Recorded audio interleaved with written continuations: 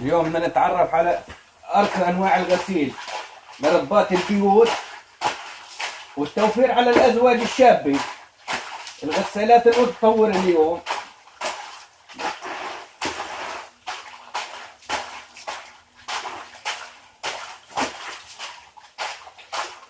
والله هيفا ما غسلته.